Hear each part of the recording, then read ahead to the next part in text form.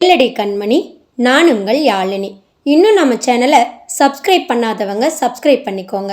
பக்கத்தில் இருக்கிற பெல் பட்டனையும் கிளிக் பண்ணிக்கோங்க.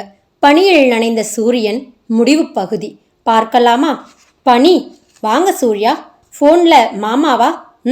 மாமா நல்லா இருக்காரா? அதெல்லாம் எல்லாரையும் நலம் விசாரிச்சார். உங்களை ரொம்ப கேட்டதா சொல்ல சொன்னார். அதென்ன, என்ன மட்டும் ஸ்பெஷலா? தெரியலையே. ஒருவேளை இப்படி இருக்குமோ? எப்படி? முசுடு மாப்பிள்ளையாச்சே, எதுக்கு வம்புன்னு ஸ்பெஷலாக விசாரிச்சிருப்பாரோ? எனக்கு என்னவோ இப்படி தோணுதே. எப்படி? நம்ம பொண்ணை கூட அந்த மகராசை வச்சு காப்பாத்துறானேங்கிற நன்றி உணர்வுல கேட்டிருப்பாரோ? என்னையா இல்லை அப்பாவையா? யாரை கீழே இறக்குறீங்க நீங்க? சேச்ச, உங்களையெல்லாம் இல்லை.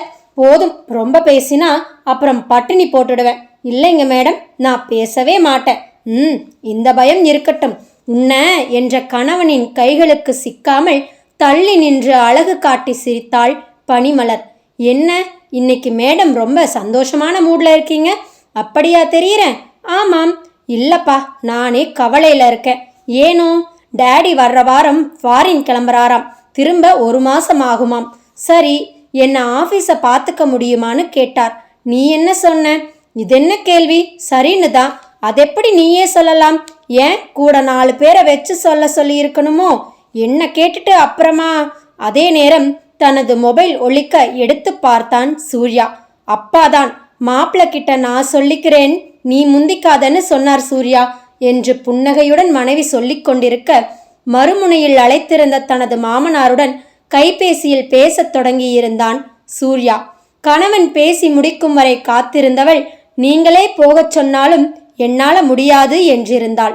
ஏன் என கணவன் கேட்க, அவ்வளவு நாள் உங்களை பிரிஞ்சு என்னால் இருக்க முடியாது என்றிருந்தாள் பனிமலர்.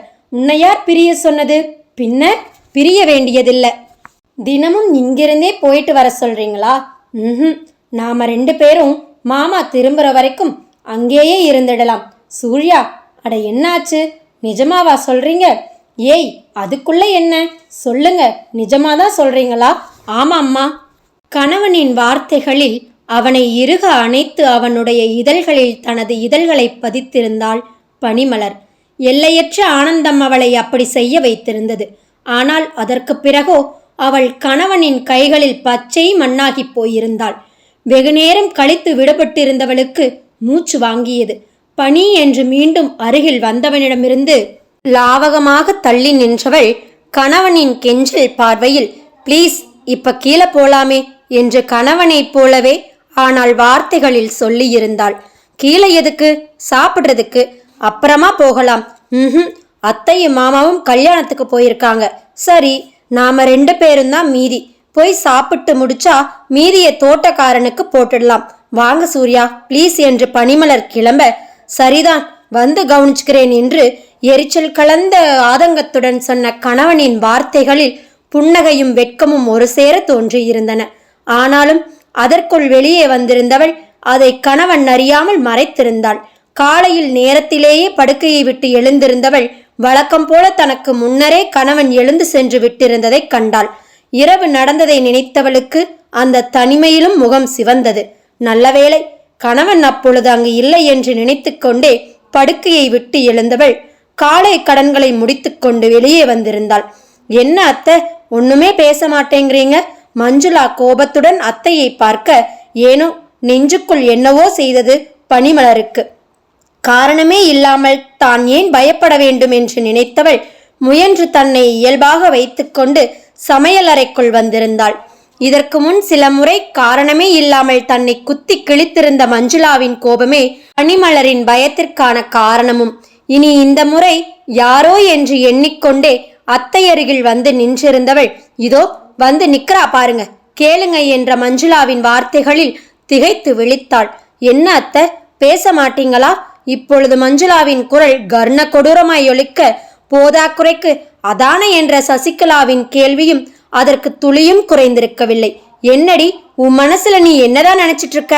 இப்பொழுது நேரடியாவே மஞ்சுளா தன்னை பார்த்து கேட்க உண்மையிலேயே ஒன்றும் புரிந்திருக்கவில்லை பனிமலருக்கு. ஏய், உன்னத்தான் மஞ்சுளா உரிமை. என்ன கேக்குறீங்க? எனக்கு ஒண்ணுமே புரியலை என்றிருந்தாள் பனிமலர். நடிப்பா? அதுவும் எங்க கிட்டயேவா? என்ன பேசுறீங்க? போதும் நடிச்சது, இனி நடப்புக்கு வா. மஞ்சுளா, நீங்க என்ன சொல்றீங்க? ஏய், என்னடி நினைச்சிட்டு இருக்க நீ? எதுக்கு நைட் என் தங்க சாப்பிட்றதுக்கு முன்னாடி எல்லாத்தையும் தொடச்சி எடுத்து தோட்டக்காரனுக்கு போட்ட? நானா? பின்ன உங்க தேவையில்லாம வார்த்தைகளை விடாத மஞ்சுளா என்ற அத்தையின் வார்த்தைகளில் இப்பொழுது கோபத்துடனும் ஆதங்கத்துடனும் தனது அத்தையை பார்த்தாள் அவள். யாரு அத்தை? நானா? அதுல என்ன சந்தேகம்? ஓ, அப்ப இவ செஞ்சது சரிங்கிறீங்களா? அதெப்படி சரியாகும் என்று திரும்பி அருகில் நின்றிருந்த பனிமலரை பார்த்தவர், ஏன் அப்படி செஞ்ச என்று கேட்டார். எனக்கு தெரியல. தெரியாமதான். போதுண்டி, நடிக்காதடி. மஞ்சுளா, நீ நிறுத்து மஞ்சுளா. பனி தோட்டக்காரனுக்கு சாப்பாடு எடுத்து போடும்போது மணி 8ஓ 9ஓ இல்ல, 10 மணிக்கு தான் போட்டிருக்கா. பனி என்ன அவ இடத்துல நான் இருந்திருந்தாலும் அப்படிதான் செஞ்சிருப்பேன். அவ்வளவு நேரம் வரைக்கும் சாப்பிடாம இருப்பாங்கன்னு யார் எதிர்பார்க்க முடியும் சொல்லு? அவளுக்காக பறிஞ்சு பேசி அவ செஞ்ச தப்ப நியாயப்படுத்தாதீங்க அத்தை. அது உங்களை மாதிரி பெரியவங்களுக்கு அழகில்ல. இல்ல மஞ்சுளாக்கா, தெரிஞ்சே செய்யலைன்னாலும் தப்பு என் மேல மட்டும்தான். அதுக்கு நான் உங்ககிட்ட மன்னிப்பு கேட்டுக்கிறேன். தயவு செஞ்சு மன்னிச்சிடுங்க. போதுண்டி, யாருக்கு வேணும் உன் மன்னிப்பு? நீ எப்ப இந்த வீட்டுக்கு வந்தையோ அப்பவே எங்க நிம்மதியெல்லாம் போயிடுச்சு. போ முதல்ல இங்கிருந்து. உன்னை பார்க்கவே எரிச்சலா இருக்கு என்று மஞ்சுளா அங்கிருந்து செல்ல, பிறகு சசிகலாவின் ஏளன பார்வையை சந்தித்தாள். தொடர்ந்து சில வினாடிகளில் அவளும் அங்கிருந்து செல்ல தனது அத்தையிடம் வந்திருந்தாள். நிஜமாவே நான் தெரிஞ்சு எதையும் செய்யல அத்தை. அத நீ சொல்ல வேறவே செய்யணுமாம்மா. அவ பேசினதையெல்லாம் மனசுல வச்சுக்காதமா. சரிதான் அத்தை, என்ன இருந்தாலும் என் மேல தப்பு இருக்குல்ல. இனிமேல் இன்னும் கொஞ்சம் கவனமா நடந்துக்கிறேன். வேண்டுமென்றே குறை சொல்பவர்களுக்கு மத்தியில் எப்படி பார்த்து நடந்து கொண்டாலும் பணல் இல்லையே என்று நினைத்து கொண்ட கல்யாணியால் அதை அப்படியே சொல்ல முடிந்திருக்கவில்லை. பனி, கிளம்பலாமா? நான் ரெடிங்க. வா, முதல்ல சாப்பிடலாம். எனக்கு வேண்டாம். நீங்க வாங்க, பரிமாறுறேன். ஏன் உனக்கு? ஏன் வேண்டாம்? பசி இல்ல. என்னது இது? என்ன இப்படி ஒரு காரணம்? ஆமாம் சூர்யா, எனக்கு என்னவோ அப்பா வீட்டுக்கு போயிடலாம் போல இருக்கு. ஏய், என்னாச்சு உனக்கு? வாங்க, முதல்ல வந்து சாப்பிடுங்க. எனக்கும் வேண்டாம். ஏன்? பசி இல்ல. ஹலோ. கணவனின் மனம் புரிய 2 தட்டுக்களை வைத்து பரிமாறிவிட்டு தானும் உடனமர்ந்து கொண்டாள் பனிமலர். அப்புறம் சூர்யா, அப்பா வெளிநாடு கிளம்ப இன்னும் 4 நாள் தான் இருக்கு. நான் வேணும்னா கொஞ்சம் முன்னாடியே கிளம்பட்டுமா? அப்பா கூடவும் இருந்த மாதிரி இருக்கும்னு. நிச்சயமா. இன்னைக்கும் நாளைக்கும் மட்டும் பொறுத்துக்கோ. நாளைக்கு மறுநாள் சண்டே கிளம்பிடலாம். என்ன? சரிதான் சூர்யா. ஆமா, என்ன திடீர்னு ஊருக்கு? தெரியல, வீட்டு ஞாபகம் ரொம்பவே வந்துட்டே இருக்கு. அதான். ஏன்? சொன்னேனே தெரியலன்னு. என்னடா, சண்டே காலையில நேரத்திலேயே கிளம்பலாமா? ஏன்னா அப்பா அன்னைக்கு தான் ஃபுல் டே வீட்டில் இருப்பார். ஒரு நாள் முழுக்க அவர் கூட இருக்கலாமேன்னு தான். போலாமா? முடிஞ்சா சனிக்கிழமையே போலாம். தேங்க்யூ சூர்யா. பனிமா, அத்தை வாங்க, கொஞ்சம் வெளியே போயிட்டு வரலாமா? அடடா, நீ கடைக்கு கிளம்பிட்டியா? இல்ல அத்தை, பரவாயில்ல. சொல்லுங்க, எங்க போகணும்? டவுன் வரைக்கும் போயிட்டு வரணுமா? 2-3 வேலை இருக்கு, முடிச்சுட்டு அப்படியே நீ கேட்டுட்டு இருந்தியே கோயிலுக்கு போகணும்னு, அங்கேயும் போயிட்டு வந்துடலாம்னு பார்த்தேன். போல அத்தை. ஆனா நீ கடைக்கு போக கிளம்பிட்டியே, ஒன்னும் பிரச்சனை இல்லை. நாம இன்னொரு நாளைக்கு கூட போகலாம். உங்களுக்கு ஒன்னும் இல்லை பனிமா. நீ வீட்டுல போர் அடிச்சுட்டு இருப்பியேன்னு தான் கேட்டேன். சரிதான் அத்தை, அப்ப நாம இன்னொரு நாளைக்கு போலாம். இன்னைக்கு நான் இவர் கூட கடைக்கு போறேன். சரி பனிமா, என்ன கொறிச்சிட்டு இருக்க? இன்னும் கொஞ்சம் வச்சு சாப்பிடு என்று அத்தை பரிமாற போதுமென்று தடுத்து விட்டு உண்ணத் தொடங்கினாள். என்னப்பா, நீயும் இன்னும் கொஞ்சம் வச்சு சாப்பிடு. போதுமா, நீங்களும் வந்து உட்கார்ந்து சாப்பிடுங்க. அன்று மாலை கணவன் வர தாமதமாகும் என்றதால் தான் மட்டும் கிளம்பி வீட்டிற்கு வந்திருந்தாள் பனிமலர். கேட் திறந்திருக்க நேராக காரை உள்ளே விட்டிருந்தாள். அப்படி வந்திருந்தவள் அதற்கு பிறகுதான் அங்கு பூச்செடியில் பூத்திருக்கும் மலர்களை ரசித்தவாறு நின்றிருந்த வந்தனாவை கவனித்திருந்தாள். அடுத்த வினாடி காரின் வேகத்தை குறைத்தும் இருந்தாள். இவை அனைத்தும் இயல்பாகவே நடந்திருந்தன. ஆனால் பனிமலரின் கெட்ட நேரம் அப்பொழுது உள்கதவு அருகே மஞ்சுளாவும் நின்று நடந்ததனை பார்த்து கொண்டிருந்தாள். அப்படியே செடிகளின் மறைவில் வந்தனா இருப்பது தெரியாமல் சற்று வேகமாகவே செலுத்தியிருந்தாலும் கூட காரை லாவகமாக ஒடித்து நிறுத்த 100% வாய்ப்புகளும் அங்கு இருக்கவே செய்தன. ஆனால் சண்டையிடுவதற்காகவே குறைகளை கண்டுபிடிப்பவர்களுக்கு அதை பற்றியெல்லாம் என்ன வந்தது? காரை அதனிடத்தில் போட்டு பூட்டி விட்டு உள்ளே வந்த பனிமலரை, என்னடி, எத்தனை நாளா மனசுல இப்படியொரு திட்டம் என்று இடைமறித்திருந்தாள் மஞ்சுளா. திடீரென முன்னே வந்து இப்படி கேட்ட மஞ்சுளாவை புரியாத ஆச்சரியத்துடன் பார்த்தாள் பனிமலர். என்ன, என் தங்கையை கொல்லணும்னு எத்தனை நாளா மனசுக்குள்ள வஞ்சம் வச்சிட்டு இருந்த? வாட்? என்னடி நடிக்கிறியா? ஹலோ, வார்த்தைகளை அளந்து பேசுங்க, இல்லனா என்னடி செய்வ? மஞ்சுளா, இப்படியெல்லாம் பேசுறது தப்புன்னு தோணலையா உங்களுக்கு? பனிமலர் கேட்க, உன்கிட்ட வேற எப்படி பேச முடியும்? தயவு செஞ்சு போயிடுங்க, இன்னைக்கு நான் பேசுற மனநிலையில இல்ல. அதானே, கொல்ற மனநிலை இருக்கிறவங்களுக்கு பேசுற மனநிலை எப்படி வரும்? போதும், வாயை மூடுங்க. என்னடி, இதுக்கு மேல மரியாதை இல்லாம ஒரு வார்த்தை பேசினாலும் நான் சும்மா இருக்க மாட்டேன். என்னடி செய்வ? மாமா கிட்ட சொல்லுவேன். சொல்லிக்கோ, நானும் தானே சொல்லுவேன். உங்களுக்கு சொல்ல என்ன இருக்கு? ஏன் இல்ல என்று மஞ்சுளா பாட்டுக்கு தான் ஏதோ நிறைய நாட்களாக திட்டம் வைத்திருந்து அக்கா தங்கையை தீர்த்து கட்ட முயன்று கொண்டிருப்பதை போல சொல்லிக்கொண்டே போக, அதற்கு மேல் காது கொடுத்து கேட்க முடியாதவளாய், கேவலம் நீங்கெல்லாம் எனக்கு போட்டியா என்று ஏளனத்துடன் கேட்டிருந்தாள் பனிமலர். ஏய் வேண்டாம், என்ன பதில் சொல்ல முடியல இல்ல என்று ஒரு அடி எடுத்து வைத்திருந்தவளை முன்னே வந்து நின்று இடைமறித்திருந்தாள் மஞ்சுளா. என்ன பேச பேச பாதியில போற? உங்ககிட்ட பேச பிடிக்கல, சொல்ல மாட்ட? செய்யறதையெல்லாம் செஞ்சுட்டு ஒண்ணுமே தெரியாத பாப்பா மாதிரி போயிட்டு இருக்க. போதும், இதுதான் லிமிட். பனிமலர் கேட்க, ஏன் பேசினா என்ன செய்வ? மஞ்சுளாவும் கதற, இவ்வளவு கேவலமான ஒருத்திய நான் என் லைஃப்ல சந்திச்சதே இல்லை. என்னடி சொன்ன? உன்ன மாதிரி ஒரு துரதிருஷ்டசாலி மருமகளா வந்த இந்த வீடு உருப்படவா போகுது? இல்ல நீதான் உருப்பட விட்டுருவியா? அது தெரிஞ்சுதான் படிக்கிறதுங்கிறத பேர்ல வெளிநாடு அனுப்பி வச்சு திரும்பின கையோட கல்யாணங்கிற பேர்ல வீட்டை விட்டு துரத்தி விட்டுட்டாங்க போல இருக்கு. அந்த அளவுக்கு பார்த்து பார்த்து எல்லாம் செஞ்சும் கூட தாத்தா பாட்டிய முழுங்கிட்டியே. இனி அந்த மாதிரி இந்த வீட்டுல யார முழுங்க போறையோ? வாய மூடு மஞ்சுளா என்ற கோபக்குரல் கேட்டு திரும்பியவள் அங்கு நின்றிருந்த தனது அத்தையை கண்டாள். நீ எல்லாம் ஒரு பொம்பளையா? அத்தை கேட்க, வேண்டாம் அத்தை. தொடர்ந்து மஞ்சுளா சொல்ல வந்ததை காது கொடுத்து கேட்கும் மனநிலையில் அப்பொழுது கல்யாணி இருக்கவில்லை. சொல்லு பனி, பனி மேல உனக்கு என்ன பொறாமை? பொறாமையா? மஞ்சுளா, அது மட்டும் இல்ல, எல்லா விதத்திலையுமே நீ கேவலமா கீழ்த்தரமா தான் நடந்துக்கிற. என்ன அத்தை, அந்த அதிர்ஷ்டக்கட்ட உங்களையும் மயக்கிட்டாளா? போதுண்டி, வாய மூடு. ஏன், நான் எதுக்கு? அந்த வினாடியில் என்ன நடக்குதீங்க என்று அங்கு வந்த பத்மநாபனை அனைவரும் அவரவர் மனநிலையில் ஆனால் ஒட்டுமொத்த அதிர்ச்சியுடன் பார்த்தனர். என்ன கேட்டது காதுல விழல? மீண்டும் பத்மநாபன் கேட்க, அதெல்லாம் ஒண்ணும் இல்லைங்க, வாங்க என்று எதையோ சொல்லி சமாளிக்க முயன்றார் கல்யாணி. ஏன் அத்தை மறைக்கிறீங்க? நடந்ததை மாமா கிட்ட சொல்ல வேண்டியது தானே என்று மஞ்சுளா கேட்க, அப்படியே நீ பேசினது எல்லாத்தையுமே வா என்று கேட்டிருந்தார் கல்யாணி. நான் கேட்டதுல என்ன தப்பு இருக்கு என்று கேட்டிருந்த மஞ்சுளாவை இப்பொழுது உள்ளடக்கிய கோபத்துடன் பார்த்தவர் பத்மநாபன். இவ்வளவு நேரமும் நடந்ததை எல்லாத்தையும் நானும் கேட்டுட்டு தான் இருந்தேன். ஒண்ணு மட்டும் நல்லா தெரிஞ்சுக்கோ, பனி இந்த வீட்டு மருமக மட்டும் கிடையாது, மகளும் கூட. இதுக்கு மேல அவளை ஒரு வார்த்தை பேசினாலும் அப்புறம் நல்லா இருக்காது. மத்தவங்க மதிக்கிற அளவுக்கு நடக்கலைனாலும் பரவாயில்ல, வெறுத்து ஒதுக்குற அளவுக்கு நடந்துக்காத. இன்னொரு தடவை சொல்ல வைக்க மாட்டேன்னு நினைக்கிறேன் என்றிருந்தார் பத்மநாபன். அப்புறம் பனிமா? பத்மநாபன் அழைக்க, மாமா என்று அவரை பார்த்தாள் பனிமலர். உன் மனசு கஷ்டப்படுற மாதிரி இந்த வீட்டுல யார் நடந்துகிட்டாலும் சொல்லுமா, பொறுத்து போகலாம். ஆனா அதுக்கும் ஒரு அளவு இருக்கு. மாமனார் சொல்லிவிட்டு செல்ல தன்னை அறியாமலேயே தலையை ஆட்டி இருந்தாள் பனிமலர். நீ வா பனிமா என்று அத்தை நகர தானும் தன்னுடைய அறைக்கு வந்திருந்தாள் பனிமலர். மற்றவர்களுக்கு இனி எப்படியோ, மஞ்சுளாவுக்குத்தான் பூமிக்குள்ளேயே போய்விட மாட்டோமோ என்றாகிவிட்டிருந்தது. தொடர்ந்து தானும் தன்னுடைய அறைக்கு வந்திருந்தாள் மஞ்சுளா. வந்தவளால் நிம்மதியாக இருக்க முடியவில்லை. ஏன், நிற்க அமர என எதுவுமே முடிந்திருக்கவில்லை. குட்டி போட்ட பூனை போல குறுக்கும் நெடுக்கும் நடந்து தீர்த்தாள். அப்படி நடந்து முடித்தவள் கடைசியில் ஒரு முடிவுக்கும் வந்திருந்தாள். அதை தங்கையை அழைத்து சொல்ல போனவள் பிறகு இப்போதைக்கு வேண்டாம் என்று இரவுக்கு தள்ளி போட்டாள். இரவின் தனிமையில் தங்கையை சந்தித்து தனது திட்டத்தை விளக்குவதற்காக காத்திருந்தாள். பனி, வாங்க சூர்யா. என்ன பண்ணிட்டு இருக்க? சும்மாதான் இருக்கேன் சூர்யா. நாளைக்கு நான் வெளியே போக வேண்டியது இருக்குமோ? அப்படியா? ஆமாம். எப்ப திரும்புவீங்க? சாயங்காலம் ஆயிடும். முடிஞ்ச அளவுக்கு நேரத்துல வர பாக்குறேன். வந்து ஊருக்கு போகலாம். வாவ், நாளைக்கேவா? ஏன், நாளைக்கு சனிக்கிழமை தானே? இருக்கட்டுமே. ஏன் சனிக்கிழமை போகக்கூடாதா? தாராளமா போலாம்.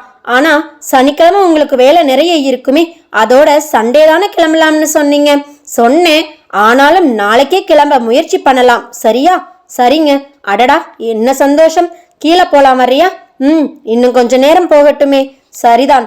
மறுநாள் காலையில் நேரத்திலேயே கணவன் கிளம்பி விட்டிருக்க படுக்கையை விட்டே சற்று தாமதமாகத்தான் எழுந்து வந்தாள் பனிமலர்.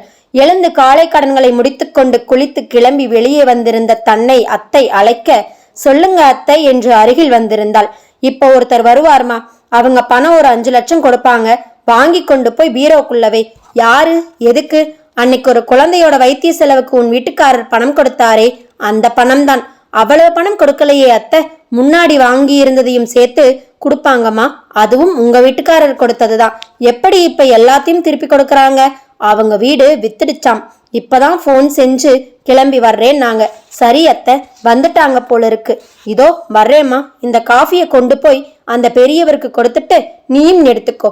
பணத்தை கொடுத்து விட்டு சிறிது நேரத்தில் நன்றி பெருக்குடன் விடைபெற்று கொண்டு வந்தவர் கிளம்ப, தனது அத்தை சொன்னது போல பணத்தை கொண்டு போய் உள்ளே வைத்து விட்டு வந்தாள். பனிமா, அத்தை டிஃபன் சாப்பிடலாம் வா, நீங்களும் வாங்க என்றவள் அத்தையுடன் சேர்ந்து உணவருந்தி விட்டு ஹாலில் வந்து அமர்ந்தாள். கடிகாரத்தில் நேரம் பார்த்தாள். காலை 9 மணி ஆகியிருந்தது. இப்பொழுதுதான் மணி 9. எப்பொழுது மதியம் முடிந்து மாலை வந்து ஊருக்கு கிளம்பி திடீரென்று ஒரு யோசனை தோன்ற துள்ளி குதிக்காத குறையாக எழப்போனாள். ஆனால் தானும் கணவனுமாக இருவரும் சேர்ந்து போனால் எவ்வளவு நன்றாக இருக்கும். யோசிக்க யோசிக்க தனியே ஊருக்கு போகும் எண்ணத்தை தள்ளி போட்டிருந்தாள் பனிமலர். கணவனுக்கு போன் செய்து பேசினாள். தந்தைக்கும் முடிந்தாள் மாலை, இல்லையென்றால் நிச்சயம் மறுநாள் காலை வந்து விடுவோம் என்று விட்டு போனை வைத்திருந்தாள். பனிமா, அத்தை நான் கொஞ்சம் அடுத்த வீதி வரைக்கும் போயிட்டு வந்துடுறேம்மா. சரி அத்தை, வர 2 மணி நேரம் ஆகும். நீ வேணும்னா போய் நாளைக்கு ஊருக்கு போகணும்னு சொன்னீங்களே, எல்லாத்தையும் எடுத்து வைக்கிற வேலையை பாரு. சரிதான் அத்தை. அத்தையும் கிளம்பி விட்டிருக்க செய்ய வேலையென்று ஒன்றுமில்லாமல் அன்றைய நாளிதழை கையில் எடுத்திருந்தாள். முதல் நாள் மாலைக்கு பிறகு மஞ்சுளாவும் அவளுடைய தங்கை வந்தனாவும் கண்களுக்கு தட்டுப்பட்டிருக்கவில்லை. நல்லதாகி போயிற்று என்று மனதிற்குள் சொல்லிக் கொண்டாள். தனக்கு முன்னால் ஏதோ நிழலாட கையில் இருக்கும் நாளிதழை கீழறக்கி பார்த்தாள். வந்தனா நின்றிருக்க என்னவென்பதைப் போல பார்த்தாள். உட்காரலாமா? வந்தனா கேட்க, உட்காருங்க என்று புன்னகையுடன் சொல்லியிருந்தாள். என்ன, போர் அடிக்கிறதா? வந்தனா, சரிதான். அப்புறம் நான் உங்ககிட்ட சாரி கேட்கணும். எதுக்கு? இல்ல, எனக்காக தானே அக்கா நேத்து உங்ககிட்ட அப்படி பேசினாங்க. அது பரவாயில்ல, விடுங்க. நீ பெருந்தன்மையா சொல்லிட்ட. எனக்கு தான் என்னவோ போல இருக்கு. நான் அக்காவை விட 10 வருஷம் சின்ன பொண்ணு. அதான் என் மேல அவங்களுக்கு ரொம்ப பாசம். உன்கிட்டன்னு இல்ல, ஊர்ல ஏன் நான் படிக்கிற காலத்துல இருந்து இப்படித்தான். எனக்கு ஒண்ணுன்னா அக்கா வரிஞ்சு கட்டிட்டு வந்துடுவாங்க. அப்புறம் அப்படி இப்படின்னு. சரி, அதை விடு. உனக்கும் போர் அடிக்குது, எனக்கும் போர் அடிக்குது. நாம 2 பேரும் ஜாலியா தோட்டத்துக்கு நடந்து போயிட்டு வரலாமா?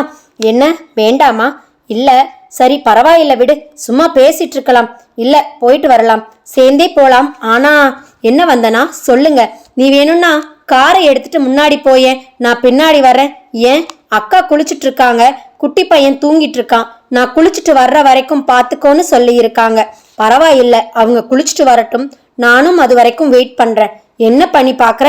சரி, உனக்கு வெளிப்படையாவே சொல்லிட வேண்டியதுதான். நான் உன்கிட்ட பேசுறது அக்கா விரும்ப மாட்டாங்க. அதான் நீ முன்னாடி போயிட்டா நான் ஒரு 15-20 நிமிஷம் கழிச்சு பின்னாடி வருவேன். உன்ன மாதிரி ஒரு நல்ல பொண்ணு ஃப்ரெண்டா கிடைக்க நான் கொடுத்து வச்சிருந்தா தானே. சரி விடு. இல்ல, நான் வேணும்னா காரை எடுத்துட்டு முன்னாடி போறேன், நீங்க பின்னாடி வாங்க.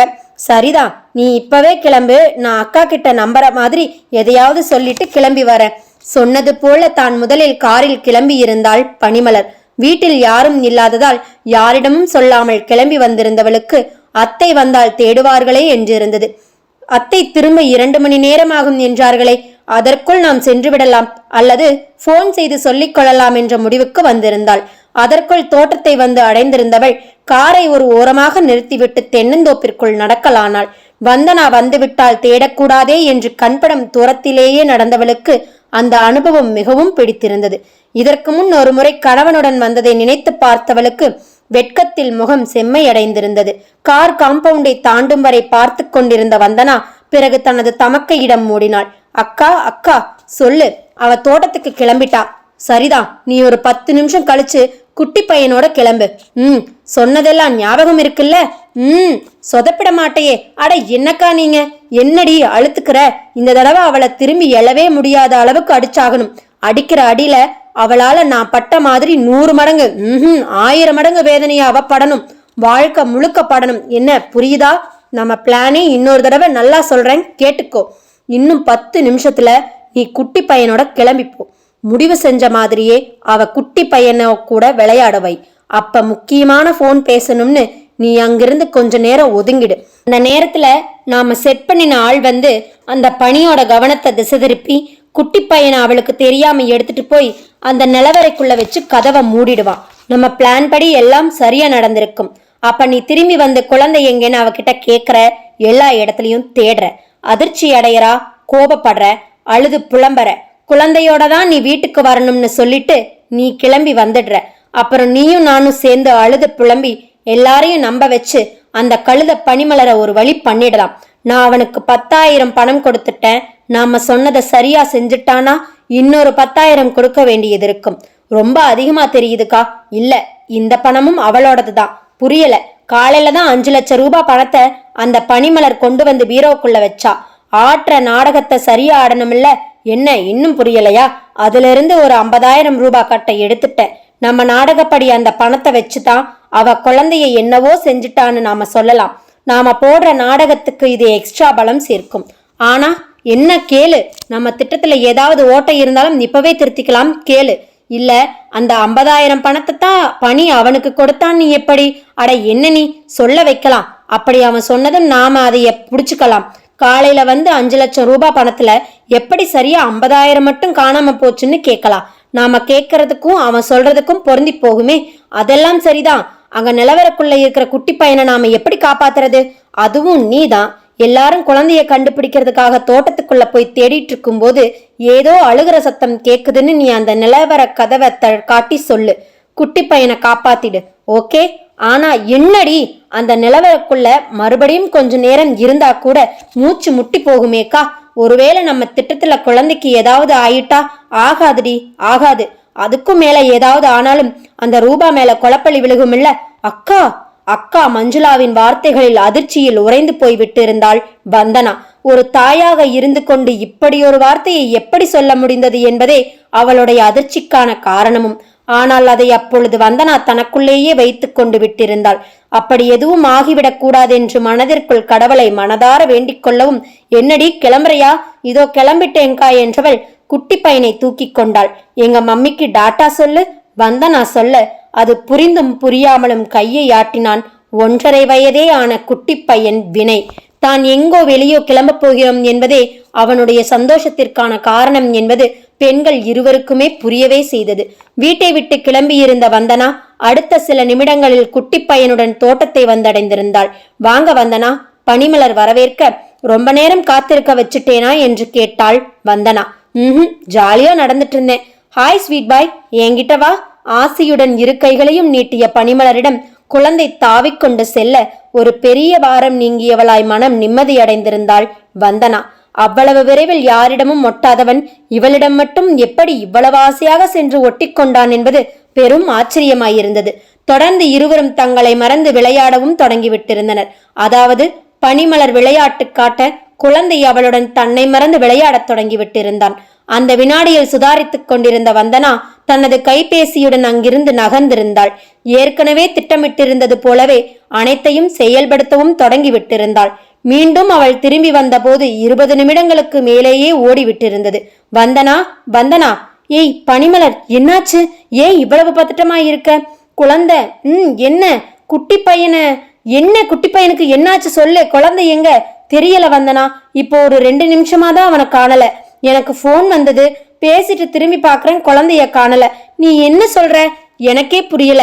அதிகபட்சம் 10-20 செகண்ட் தான் குழந்தைய கவனிச்சிருக்க மாட்டேன். அதுக்குள்ள எங்க போனான்னு தெரியலையே. அழுகை குரலில் சொன்னவளை தானும் பதட்டத்துடன் பார்த்த வந்தனா பனிமலருடன் சேர்ந்து குழந்தையை தேடும் பணியில் ஈடுபட்டாள். இடங்களிலும் தேடினாள், அழுதாள், புலம்பினாள், கதறினாள். குழந்தையின் தாயை அழைத்து அழுகையுடன் நடந்ததை சொன்னாள். எதிர்முனையில் என்ன சொன்னார்களோ, இதோ இப்பவே வரேன் என்று கிளம்பி இருந்தாள். வந்தனா வந்தனா, எங்க போறீங்க? அப்படி கேட்ட பனிமலரை கண்களில் நெருப்பு உமிழ பார்த்த வந்தனா குழந்தையை என்னடி செஞ்ச என்று கோபத்துடன் கேட்டிருந்தாள். வந்தனா என்ன கொன்னுட்டியா? ஐயோ வந்தனா. வந்தனாவின் கேள்வியில் துடித்து கதறிவிட்டிருந்தாள் பனிமலர். என்னடி பேசு, இல்லைன்னா குழந்தைய கொடு. அவ எங்கே சொல்லு. இங்கேதான் எங்கேயாவது இருப்பான். எல்லாரையும் வர சொல்லி தேடலாம். எல்லாரும் வரத்தான் போறாங்க. நான் போய் அழைச்சிட்டு வந்து உன் வண்டவாளத்தை தண்டவாளம் ஏத்தத்தான் போறேன். ஐயோ இல்ல, என் அக்கா மேல இருக்கிற கோபத்தை கரம் வச்சு அவங்க குழந்தைய பழி வாங்கிட்டல்ல. போது வந்தனா, பிளீஸ் அப்படியெல்லாம் சொல்லாதே என்று கெஞ்சியவளை பொருட்படுத்தாமல் ஏளன பார்வையை உமிழ்ந்துவிட்டு அங்கிருந்து கிளம்பியிருந்தாள் வந்தனா. நிச்சயம் குழந்தைக்கு ஒன்றும் ஆகியிருக்காது, அவன் அங்கே அருகில்தான் எங்கேயாவது இருப்பான் என்ற அளவு கடந்த நம்பிக்கையுடன் எல்லா இடங்களிலும் தேடினாள் பனிமலர். எதிர்பட்டவர்களையும் தேடச் சொன்னாள். ஆனால் பலன்தான் பூஜ்ஜியமாக இருந்தது. குழந்தை எங்கும் காணாது போக இப்பொழுது பயத்தில் அவளுடைய உடல் நடுங்கவே தொடங்கிவிட்டிருந்தது. வந்தனா சொல்லிவிட்டது சென்றது போலவே அனைவரையும் அழைத்து கொண்டு வந்திருந்தாள். அனைவரும் சென்று எல்லா இடங்களிலும் தேடவும் செய்தார்கள். சிறிது நேரத்தில் அனைவரும் ஒரு சேர வந்து கையை விரித்த போது மேலும் அதிகமாக நடுங்கி போனாள் பனிமலர். வாடி வா, குழந்தைய கொண்டு எங்க வீசின? மஞ்சுளா கேட்க ஐயோ இல்லை என்று கைகளில் முகத்தை புதைத்து கொண்டு அழுது விட்டிருந்தாள். மீண்டும் மஞ்சுளா வார்த்தைகள் எனும் ஈட்டிகளால் குத்தி கிழிக்க போதும் மஞ்சுளா, தயவு செஞ்சு கொஞ்சம் முன்ன கட்டுப்படுத்திக்கோ என்றிருந்தார் கல்யாணி. சொல்ல மாட்டீங்க, ஒரு தாயோட ஆதங்கம் இது. நீங்களும் 4 பிள்ளைகளை பெத்தவங்க தானே. பெத்த வயிறு பத்தி எரியும் போது உங்க அறிவுரை தேவையா அத்தை? புரியுதுமா, அதுக்காக என்ன வேணும்னாலும் பேசிடுறதா? என்ன அத்தை கேக்குறீங்க நீங்க? அப்ப இவ குழந்தைய என்ன செஞ்சிருந்தாலும் போனா போகட்டும்னு பேச இருந்துடும்னு சொல்றீங்களா?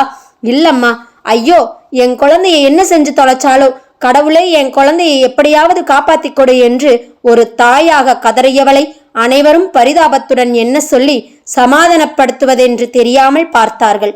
அந்த வினாடியில் யாரும் எதிர்பார்க்காத ஒரு திருப்பம் அங்கே நடந்திருந்தது. அது மற்றவர்களை எல்லையற்ற சந்தோஷத்தில் தள்ளியிருக்க இருவரை மட்டும் அதிர்ச்சிக்குள்ளாக்கி இருந்தது. ஆனாலும் வினாடி நேரத்தில் அவர்கள் சுதாரித்துக் கொண்டும் இருந்தார்கள். நடந்ததும் இதுதான். காணாமல் போன குழந்தையுடன் ஒருவன் அங்கே வந்து அனைவருடைய வயிற்றிலும் பாலை வார்த்திருக்க அம்மா என்று மழலை மொழியில் தாயை நோக்கி ஓடி வந்தான் குழந்தை. தொடர்ந்து ஒரு தாயாக மஞ்சுளா தனது நடிப்பை முழுமையாக்கி இருக்க அது அங்கிருந்த யாருக்கும் வித்தியாசமாக பட்டிருக்கவில்லை. மற்ற அனைவரையும் விடக்கூட குழந்தை கிடைத்து விட்டதில் எல்லையற்ற மகிழ்ச்சி அடைந்தவள் பனிமலரே. ஆனந்தத்தில் அவளுடைய கண்கள் குளமாகிவிட்டிருந்தன. அவ்வளவுதான் என்று அனைவரும் நிம்மதியுடன் களையப் போக இருந்த நேரத்தில் குழந்தை எங்க கிடைச்சான் என்ற பத்மநாபனின் கேள்வி அனைவரையும் அதுதானே என்று ஒரு சேர எண்ண வைத்திருந்தன. அனைவரும் வந்தவனின் முகத்தையே பார்க்க அவன் மஞ்சுளாவை பார்த்தான். சில வினாடிகள் தான். அதற்குள் மஞ்சுளாவின் பார்வையில் சுதாரித்துக் கொண்டிருந்தவன் எதுவும் பேசாமல் எங்கோ பார்த்தான். என்னடா கேட்டது காதுல விழல? மீண்டும் பத்மநாபன் கேட்க அத நான் சொல்றேன் என்று அங்கிருந்து வந்தவள் ஒரு நடுத்தர வயது பெண்மணி. நீ என்ன சொல்ல போற? சொல்லிடுவேணுங்க ஐயா, ஆனா அதை தாங்கிக்கிற சக்தி உங்க எல்லாருக்கும் இருக்கான்னு பாத்துக்கோங்க. என்ன நீ ஏதேதோ சொல்லிட்டு இருக்க?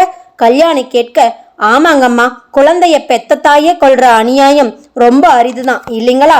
என்ன சொல்ற? கல்யாணி என்னத்த சொல்றதுங்கம்மா, குழந்தைய நிலவரக்குள்ள அடைச்சு வச்சு இந்த தங்கமான பொண்ணு மேல பழிய போடுறதுக்காக உங்க வீட்டு பெரிய மருமக செஞ்ச வேலைதான் இது என்று அந்த பெண் உண்மையை போட்டு உடைத்திருக்க இப்பொழுது அனைவரும் அதிர்ச்சியின் எல்லைக்கே சென்றிருந்தார்கள். ஏய் என்னடி, யார் சொல்லி வந்து ஏதேதோ உளறிட்டு இருக்க? மஞ்சுளா கோபத்துடன் கத்த யார் சொல்லணும்? இந்தாங்க நீங்க கொடுத்த பணம் 10,000 என்று முதலில் வந்தவன் 10,000 ரூபாய் பணக்கட்டை எடுத்து டேபிளின் மீது போட்டிருந்தான். சில வினாடிகள் தான். ஏதோ தோன்றியவரை சரி நீங்க 2 பேரும் கிளம்புங்க, நாளைக்கு சாயங்காலம் வீட்டுல வந்து என்ன பாருங்க என்று அனுப்பி வைத்திருந்தார் பத்மநாபன். அவர்களும் புரிந்து கொண்டு உடனே கிளம்பி இருக்க இப்பொழுது அவர் பார்த்தது மஞ்சுளாவை. என்ன அவங்க சொன்னதெல்லாம் உண்மையா? உன்னத்தான் என்ற கோபக்குரலில் மஞ்சுளா உட்பட அனைவருமே ஒரு வினாடி நடுங்கி விட்டிருந்தனர். என்ன பேசு? மீண்டும் பத்மநாபன் தனது பெரிய மருமகள் மஞ்சுளாவை பார்த்து கேட்க எங்கிருந்துதான் அவ்வளவு தைரியம் வந்ததோ? ஆமாம், நான் தான் அப்படி செஞ்சேன் என்றிருந்தாள் மஞ்சுளா. ஏன், எதுக்காக அப்படி செஞ்ச? இவளை பழி வாங்கறக்கு என்று மஞ்சுளா கை நீட்டிய இடத்தில் இருந்தது பனிமலர். இப்பொழுது 2வது முறையாக அனைவரும் அதிர்ச்சியடைந்திருக்க மஞ்சுளாவின் வார்த்தைகளை துளியும் நம்ப மாட்டாதவளாய் அப்பாவியாய் பார்த்தாள் பனிமலர். இவ்வளவிற்கு பிறகும் கூட அனைவரும் தன்னை வைத்து சும்மா விளையாடுகிறார்களோ என்பதே அவளுக்கு. என்ன சொல்றேன்னு தெரிஞ்சுதான் பேசுறியா என்று கோபம் கலந்த ஆதங்கத்துடன் கல்யாணி கேட்டிருக்க ஆமாம் என்று தெளிவாக சொல்லி இருந்தாள் மஞ்சுளா. நீ என்ன பைத்தியமா? பச்சை குழந்தையோட உயிரை வச்சு விளையாடுறதுக்கு என்று மீண்டும் அவரே கேட்டிருக்க உன் முட்டாள்தனத்துக்கும் ஒரு அளவிருக்கு. அந்த நிலவரைய பத்தி என்ன தெரியும் உனக்கு? அதுக்குள்ள தொடர்ந்து 1/2 மணி நேரம் இருந்தா மூச்சு முட்டி உயிர் போயிடும் என்றிருந்தார் பத்மநாபன். அப்படி நடக்கணும்னு தான் நானும் எதிர்பார்த்தேன். என்னடி பேசுற நீ? பெரிய மருமகளின் வார்த்தைகளில் அதிர்ச்சியும் கோபமும் ஒரு சேர தோன்றியிருந்தன கல்யாணிக்கு. கூடவே அளவு கடந்த ஆதங்கமும். பத்மநாபனுக்கும் பனிமலரின் நிலையை பற்றி கேட்க வேண்டியதே இருக்கவில்லை. எவ்வளவு சமாளித்தும் முடியாமல் மயங்கி தரையில் சாய்ந்திருந்தாள். அந்த வினாடியில் விபரீதம் உணர்ந்து அனைவரும் துரிதமாக செயல்பட அதற்குள் யாரோ தெளிந்திருந்த தண்ணீரில் கண்விழித்து பார்த்தவள் தொடர்ந்து சில வினாடிகளில் எழுந்தும் அமர்ந்திருந்தாள். பனிமா, என்னாச்சு? பதட்டத்துடன் அருகில் வந்த தனது நெற்றியை தொட்ட அத்தையிடமிருந்து விலகி வந்திருந்தவள் வந்த அழுகையை அனைவரும் பார்க்கிறார்களே என்று முயன்று கட்டுப்படுத்தி கொண்டாள். ஆனால் அதெல்லாம் தனது கணவனை அங்கு காணும் வரைதான். பார்த்த அடுத்த வினாடியில் மற்ற அனைத்துமே மறந்து போயிருந்தன.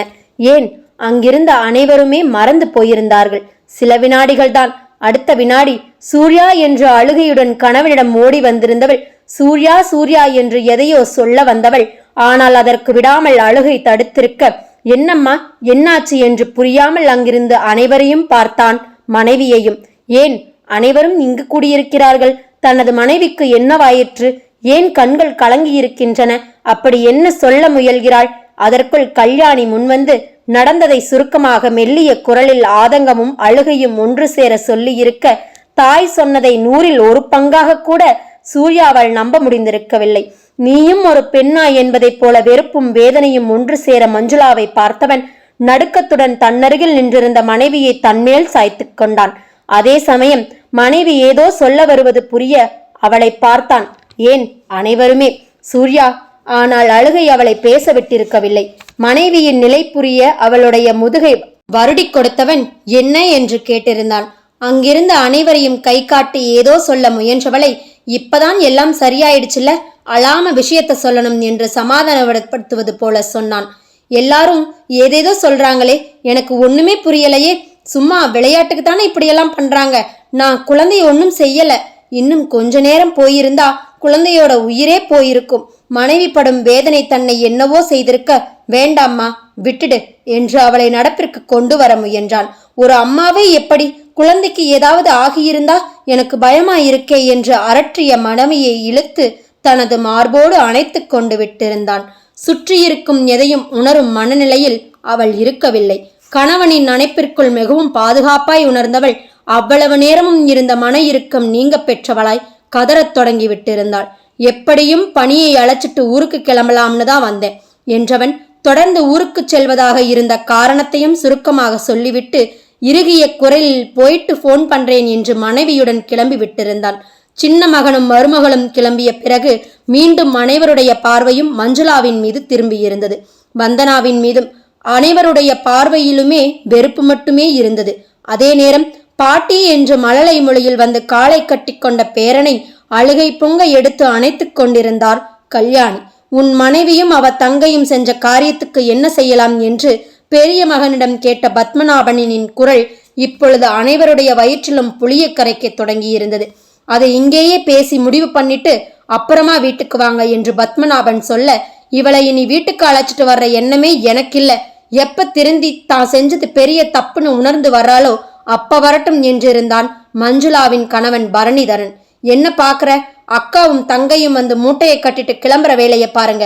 இப்ப இருக்கிற நிலைமையில அதுதான் நல்லதும் கூட, முக்கியமா உங்களுக்கு என்று மீண்டும் ஒரு முறையும் சொல்லி இருந்தவன், கிளம்பட்டும்பா, எதுவானாலும் அப்புறம் பேசிக்கலாம் என்று தாயையும் மகனையும் தன்னுடன் பைக்கில் அழைத்து கொண்டு வீட்டுக்கு கிளம்பி இருந்தான். தந்தை தோட்டத்திற்குள் ஏதோ வேலை என்று செல்ல தான் தனது மனைவியுடன் கிளம்பியிருந்தான் பரசுராமன். அதாவது அந்த வீட்டின் 2வது வாரிசு. கடைசியில் தனித்து நின்றது அக்கா தங்கை இருவர் மட்டுமே. மனைவியுடன் அவளுடைய வீடு வந்து சேர்ந்திருந்த சூர்யாவிற்கு ஏனோ ஏற்கனவே இருந்த இறுக்கம் இன்னும் அதிகம்தான் ஆகியிருந்தது. வரும் வழியில் கணவன் இதமாக காரையொட்டி இருக்க நன்றாக தூங்கிவிட்டிருந்த பனிமலருக்கு இப்பொழுது எவ்வளவோ பரவாயில்லாமல் உணர்ந்தாள். ஆனால் கணவன் ஏன் பார்க்க இப்படி இருக்கிறான்? சூர்யா, என்னாச்சு சூர்யா? என்ன முயன்றும் மஞ்சுளா செய்யவிருந்த காரியத்தை அவனால் ஜீரணித்துக் கொள்ளவே முடிந்திருக்கவில்லை. சிறிது நேரத்தில் அனைவரையும் எவ்வளவு கலங்கடித்து விட்டாள். முக்கியமாக மனைவியை. அதே நேரத்தில் மனைவியின் வெகுளித்தனமான மெல்லிய மனம் எவ்வளவு துடித்து போயிருக்கும். அதைத்தானே நேர்லையே பார்த்தோமே. சூர்யா அருகில் வந்து நெற்றி சுருக்கத்தை இதமாய் எடுத்து விட்டவளின் கையை மென்மையாக பற்றி இருந்தவன் சாரிமா என்றிருந்தான். விடுங்க சூர்யா, நடந்ததை மறக்க முயற்சி பண்ணலாம். முடியுமா? இந்த கேள்வி என் சூர்யாவுக்கு பொருத்தமே இல்லையே. நடந்தது மாமாவுக்கு தெரிஞ்சா தெரிய வேண்டாம். தாங்க மாட்டார் சூர்யா. நீங்களும் சொல்லாதீங்க ப்ளீஸ். தான் கேட்டுக்கொள்ள எண்ணியதையே மனைவி தன்னிடம் கேட்க அவளை அப்படியே இழுத்து தனது மார்போடு அணைத்துக் கொண்டான். மிகவும் மென்மையாகத்தான். இதுவே வேறொரு பெண்ணாக இருந்திருந்தால் ஒன்றுமே இல்லாத உப்பு பெறாத விஷயங்களையே பெரிதுபடுத்தும் ஒரு சில பெண்களுக்கு மத்தியில் தனது மனைவி வானளவு உயர்ந்து நிற்பதை பெருமையுடன் எண்ணி பூரித்து போனான் சூர்யா. பனியில் நனைந்த சூரியன். கதை முற்றும்.